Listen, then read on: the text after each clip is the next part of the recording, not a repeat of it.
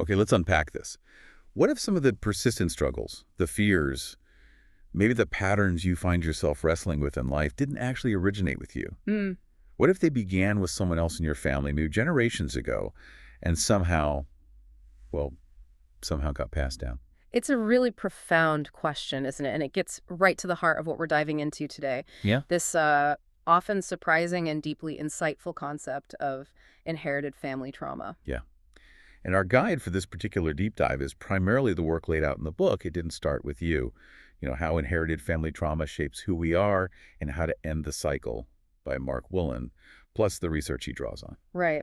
And our mission today really is to distill the core insights from this material. We want to explore the evidence that suggests this is actually a thing, Uh-huh. understand how these often hidden patterns might show up in your own life, and, maybe most importantly, unpack what the path towards healing might look like, how to potentially break these cycles. It's really about using this understanding, maybe, to create more freedom in your life right now. Exactly. Living more fully in the present.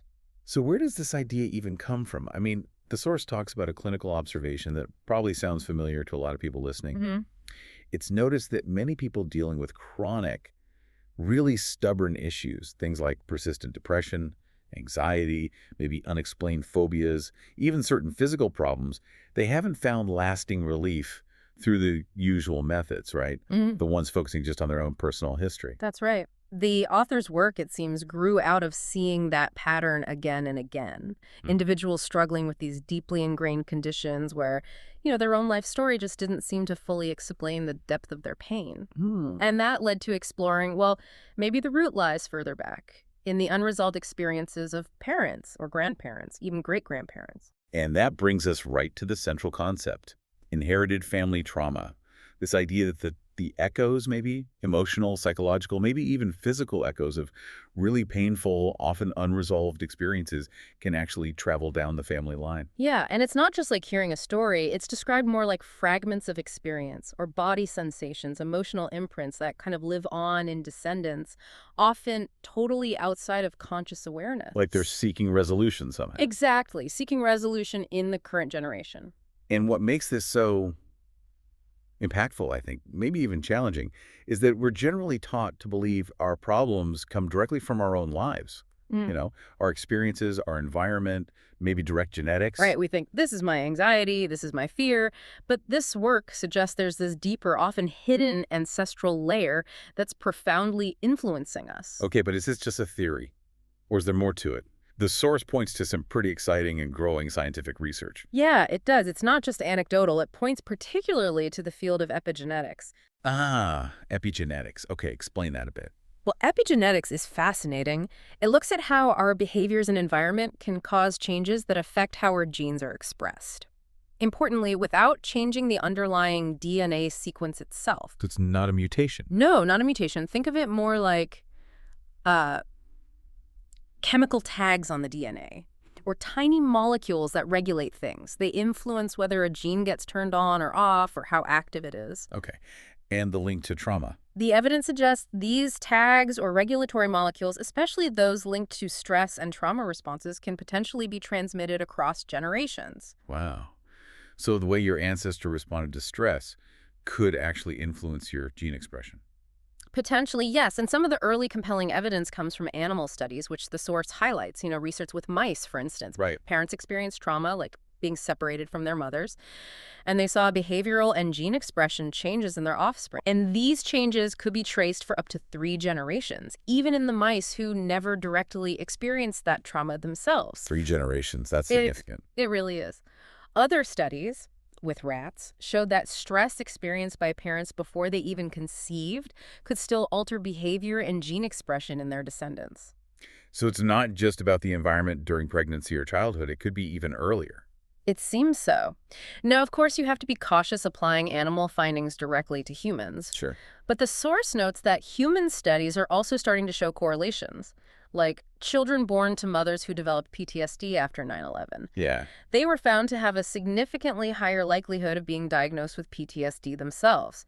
And studies on descendants of Holocaust survivors have also shown biological markers, like increased vulnerability to stress. So you've got this emerging biological picture. And then the source also weaves in insights from The family systems perspective, right? Like Bert Hellinger's work. Exactly. This perspective looks at the kind of invisible dynamics within families. It suggests that within a family system, there's this unconscious drive towards wholeness, towards belonging. Okay. And when trauma or pain is just too overwhelming to be processed in one generation, or when certain family members are, let's say, excluded or forgotten, maybe they suffered greatly, died young, or did something considered shameful, Uh-huh. that unresolved energy or that story can find a way to be expressed in later generations. It's like the system itself is trying to find balance Uh-huh. or acknowledge what was left out. Something like that. And this can show up through what's called unconscious loyalty, Right. where a descendant, without knowing why, kind of steps into the shoes of an ancestor, maybe reliving aspects of their fate or carrying a burden. Wow.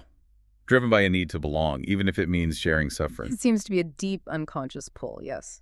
So, okay, we have the biology, the systems theory. Yeah. How does this actually show up in the messy reality of our lives? You mentioned symptoms earlier. Right. The source proposes that these inherited patterns manifest in all sorts of ways. Through symptoms, yes, but also fears, persistent difficulties in relationships or career, even physical struggles. And the crucial point is seeing these symptoms not just as problems, but as potential signposts. Signpost. Pointing where? Pointing back to the unresolved past that's seeking acknowledgement, seeking healing. Book gives some incredibly powerful examples that really drive this home. Like, Well, there's the story of Jesse. He suffered from severe, just unexplained insomnia and this terrifying fear of falling asleep, feeling uncontrollably cold like he was freezing. okay, that sounds awful. And specific. Very specific. And through exploring his family history, he discovered this eerily mirrored the fate of his Uncle Colin, Oh, no. who had frozen to death at just 19 years old.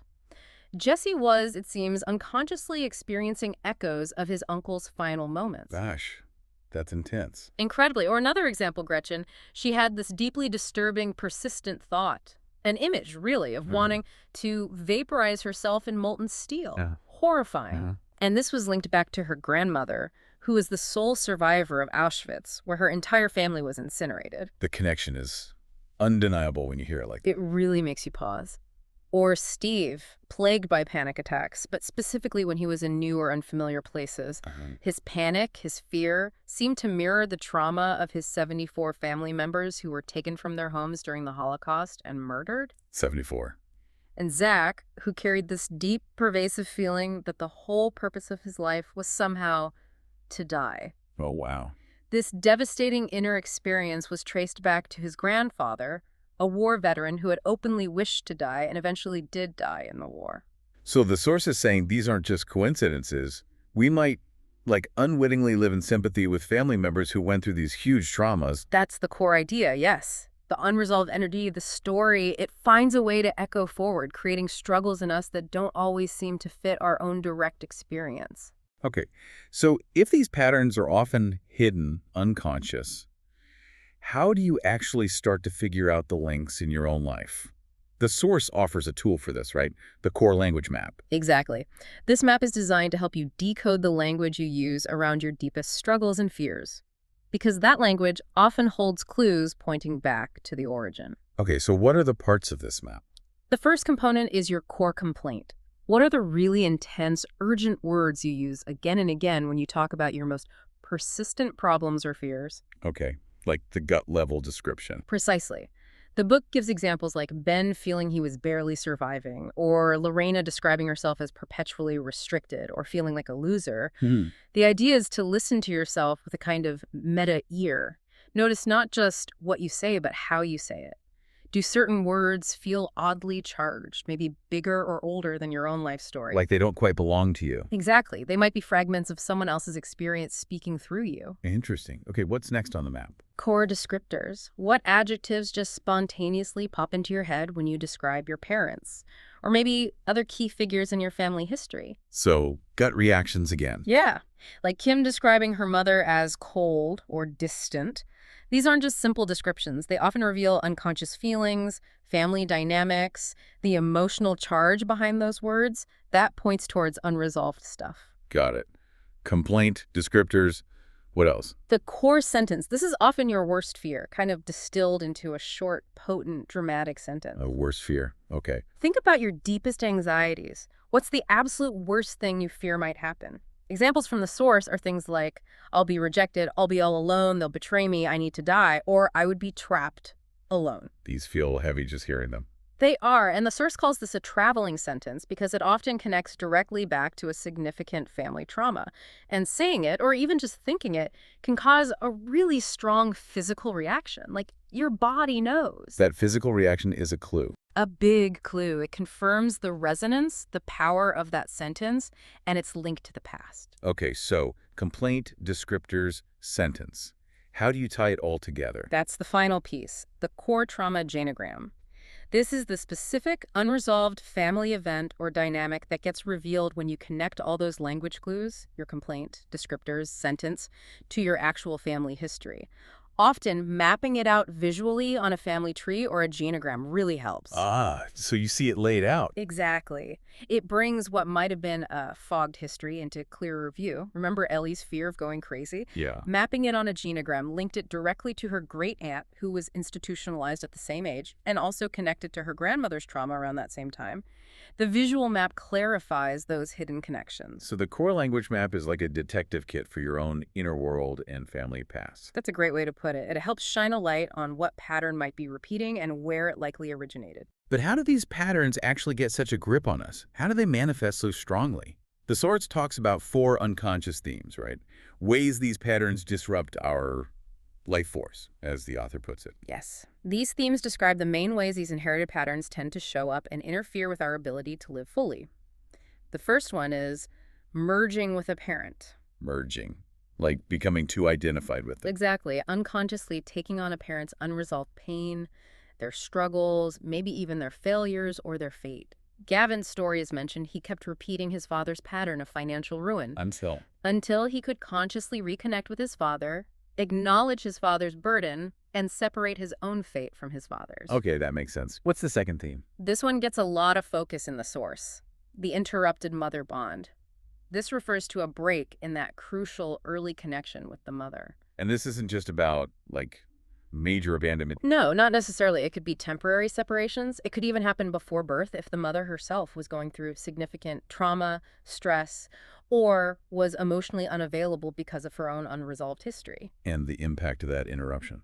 It can be profound. It can affect neural development, how we form attachments later in life, our ability to receive love and support, our basic sense of safety in the world. So it could manifest as feeling disconnected. Yeah. Fearful. Yeah. Always expecting scarcity. All of those, yes. Deep-seated feelings of disconnection, fear, scarcity, distrust. The stories of Myrna, Wanda, Jennifer, Kelly in the book illustrate this. The source even cites research, like that Harvard study showing a strong correlation between the quality of early parent-child relationships and long-term health and later relationship patterns. It sets a template. Wow. Okay, so merging with a parent, interrupted mother bond.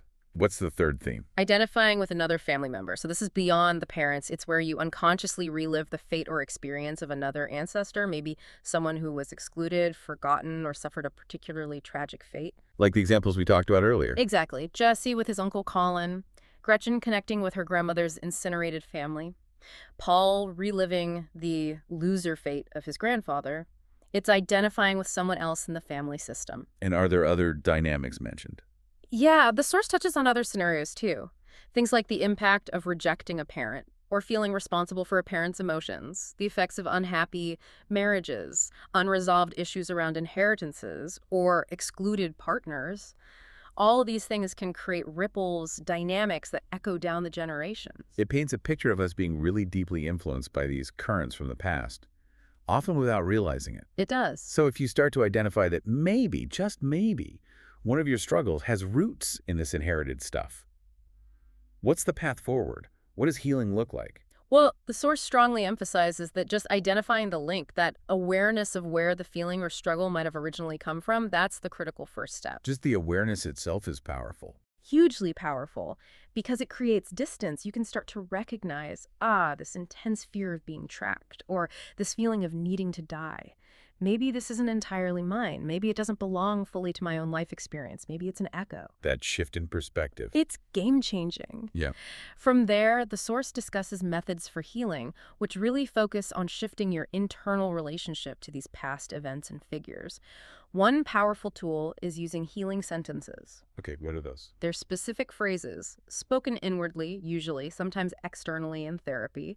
They're designed to create reconciliation, acknowledgement, or release. Can you give an example? For Jesse, the man with insomnia, it was inwardly saying to his Uncle Colin, "From now on, you'll live on in my heart, not in my sleeplessness." Ah, separating the person from the symptom. Precisely. Other examples are simple but deeply felt phrases like, "Mom, I understand," or "It helps to understand," or "I will not leave you out of my heart." So these sentences work on an inner level. Yes, the idea is that when they're deeply felt, they can shift the internal image, the energetic charge tied to the trauma. They can literally help create new neural pathways, releasing the grip of the old pattern. And besides sentences. Healing images and practices. This involves things like visualizing forgiveness or offering comfort to an ancestor in your mind's eye, visualizing release. Using photos can be powerful too, like Nancy, who put her estranged mother's photo by her bed to help heal their bond internally. Practical things. And also broader practices like rituals, meditation, mindfulness. These help build internal resources for calm, for regulation. They create new felt experiences in the body that counter the old trauma imprint. Visualizing ancestors standing behind you, offering support and blessing is another practice mentioned. That sounds quite powerful. It can be. And a central theme that runs through the healing process is reconciliation, especially with parents. Reconciliation. Aw. That sounds potentially difficult. It can be, but the source clarifies this is primarily an internal movement. It's not necessarily about changing the external relationship or forgetting or condoning difficult past behavior. So what is it about? It's about finding a place inside yourself to soften towards them, to release the burden of blame, maybe understand their own limitations stemming from their history, and learning to receive whatever love or life force they were capable of giving, even if it felt imperfect or limited. Finding peace within yourself, Yeah. regardless of the external situation. Exactly. The author shares his own story, and Wanda's story is another example in the book, showing how these profound internal shifts can lead to significant healing and a greater sense of flow in one's own life. Freeing yourself from the past's hold. Yes. And finally, the source suggests that simply honoring the ancestors can be healing, not by repeating their suffering, but by consciously choosing to live your own life fully and well. That act itself can be a way to acknowledge and integrate their experiences without being bound by them. Okay, so bringing all this back to you, the listener. Yeah. Understanding these patterns isn't about finding someone to blame in the past for your current challenges. Not at all. It's about gaining a much deeper context. It provides a really powerful framework for looking at those persistent struggles, maybe in your relationships, your health, your career, or just that general feeling of being stuck with completely new eyes. And give you a different angle. A different angle, and importantly, a concrete, actionable pathway. Starting with listening to your own language, exploring your family history, it's a way to begin disentangling yourself from carrying burdens that didn't actually originate with you. It sounds like a path towards stepping more fully into living your own life, your authentic life. That's precisely the goal. So the key takeaway then from this deep dive seems to be that some of the deepest struggles you face might not have started with you at all. They could be a legacy, right? A story, a pattern passed down, often carried unconsciously, in your body, in your language. Absolutely. But the empowering part is that by learning to listen deeply to your own core language, as the book calls it, and having the courage to explore your family history, you have the tools. You can begin uncovering these hidden dynamics. It's like the map is already inside you. The source suggests exactly that. The map to understanding and to healing these patterns is encoded within you. It's waiting to be recognized. And by shining that light, shining a light on what was hidden, you can potentially finally lay the past to rest. And unlock the full force of your own life energy. Open the door to your own life.